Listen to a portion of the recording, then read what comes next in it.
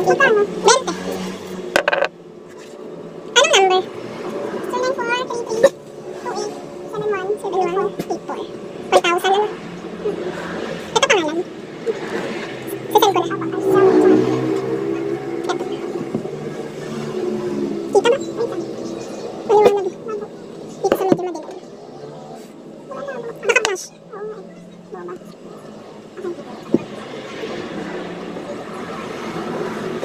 Kita. Salamat. Hello guys, good afternoon and welcome back to my YouTube channel. So meron lang guys, ayan, nakita nyo sa akto na merong nagpa-cash in ng 1,000 pesos at meron na tayo, ayan, 1,020 yung binayad niya dahil charge natin yung 20 pesos. Kada 1K kasi mga kasari is 20 pesos yung charge po natin.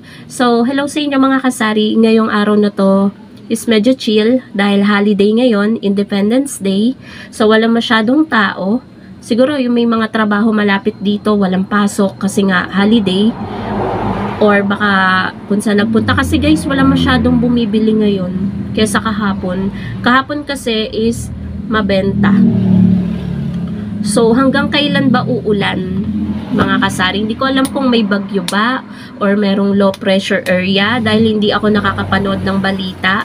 Pero halos magwa 1 week na yatang ulan ng ulan dito guys. Hindi kami makaalis ni partner, hindi kami makapamili sa manggahan. Nakakapamili kami kapag ganito, medyo titila ng konti dito sa malapit, sa kabilang barangay, sa gyms. Pero sa pamanggahan, hindi kami makaalis guys. Kasi kapag nagmamanggahan kami, inaabot kami ng mga 1 hanggang 2 oras doon. Depende sa dami ng mga papamilihin namin. So, mahirap mamili kapag masama ang panahon. Ayun na nga, tinamaan na nga kami ng ubo at sipon. So, ang hirap na sasabak pa kami na umaambon or umuulan, mababasa kami. Baka matuluyan kaming lagnatin, kumbaga, 'di ba? So, ang dami ng mga ubos dito mga kasari. Ang dami ng wala na. Kakaubos lang ng bigas natin. And bala ko sana niyayakag ko siya kanina, kaso nga lang ang sama talaga ng panahon. Alam niyo yung titila, tapos aambon ulit. Tapos titila, aambon ulit. Ganon guys. Tapos ubos na yung bigas natin. Ubos na rin po yung mga frozen natin dito. Like yung hotdog natin na TJ na regular, yung maliliit. Ubos na din po yung jumbo. Tapos wala na rin po tayong tocino. Ubos na din po. Yan po yung mabibili ngayon guys. Hotdog at tocino. Yung iba hindi gumagalaw. Yung skinless, longganisa, embutido, wala masyadong bumibili. Yun po talagang tocino at hotdog po talaga ang naubos po agad-agad. So, ubos na rin yung mga plastic ng yelo natin dito, yung mga plastic bag. So, kailangan na talaga nating magmanggahan. Pumunta sa palengke sa Genstar. Kaso nga hindi kami makaalis. Napakasama ng panahon. Ngayon nga mga kasari, ang laki ng diferensya nung dineklara na tapos na ang summer. Kasi nung summer, ilang electric pan yung bukas sa amin? 4. Pero ngayong nag-uulan na, hanggang 1 electric pan na lang po kami. Nung summer, 3 electric pan kami sa 1 kwarto. Pero ngayon, 1 na lang. So, ewan ko kung bababa yung kuryente natin ngayon. Pero sabi, balita ko, nababasa ko din, na ngayong June, tataas daw kada kilowatt hour ng ilang sentimo. So, kahit malamig na, tataas pa rin gawa ng mahal yung singil ng Meralco. So, wala namang pagbabago. Lagi namang mahal yung binabayaran natin sa Meralco. Pero okay na rin naman guys. Kasi nakukuha naman natin yan sa benta natin ng yelo. Yung pambayad natin ng kuryente at tubig. So, si Basha, nagbabadya na tumahol. Eto siya ngayon. Bebe, pakita ka sa vlog. Nanganak na nga pala yung isa naming aso guys. Buntis siya, si Pritzy. Alam nyo ba mga kasari yung anak niya? 7. 7 yung anak niya. Kahapon akala namin 5 lang. Kala namin tapos ng mga anak. Pero pagtingin namin, nung papakainin na namin nung hapon, aba 7 na. Cash in po. Cash in? Magkano? 1,000. 1,000. Yata Ellen. Okay. So, nag-cash in lang tayo mga kasari again ng 1,000. Ayan. Another 1,000 tsaka 20 na ano. Parang meant to be sila kasi ito yung kanina. Oh, nung nag-intro pa lang tayo tapos nakaka 5 minutes pa lang tayo nagba-vlog, may nagpa-cash in ulit. So, hindi pa natin na ilalagay guys. Alam nyo, sunod-sunod yan. So, sana. Kasi medyo matumal ngayon, babawi na lang tayo sa GCash. So, parang may bibili. Ano yan?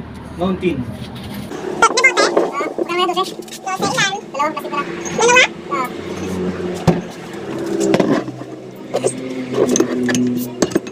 Masya kita ka.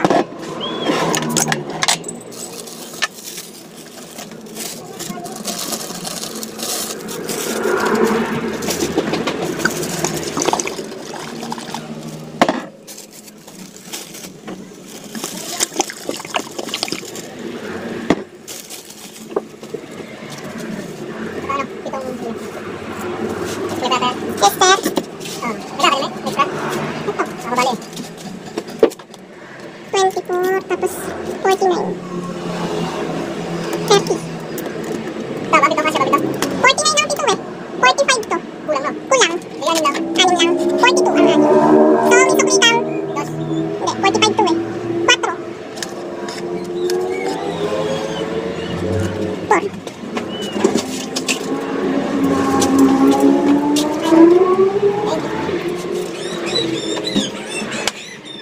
Yan, nakikita nyo guys, yung actual na pagbebenta natin. Hindi nga lang nakikita nyo yung mga bumibili.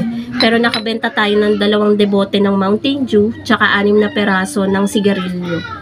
So, nandito pa rin guys, yung mga ibinayad. Nako, violet lang po nandito. Walang iba.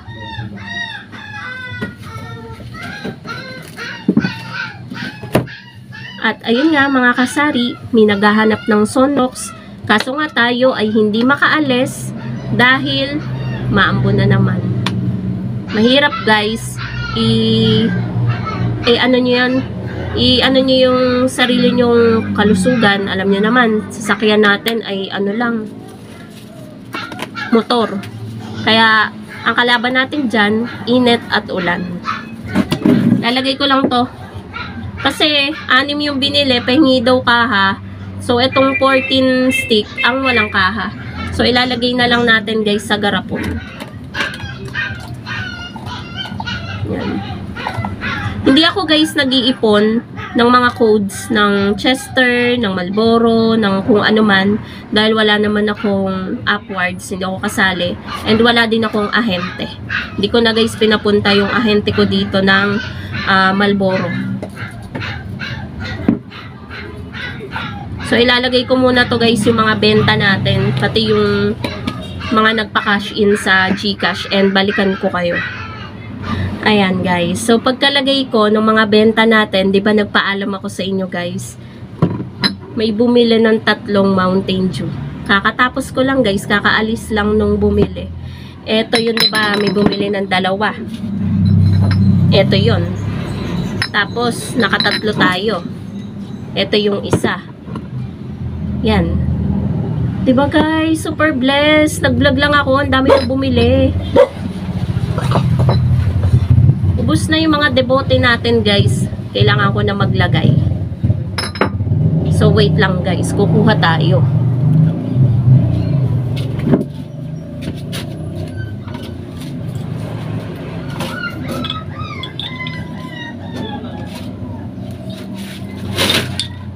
Huwag niyo nang pansinin mga kasari yung bilbil ko ha.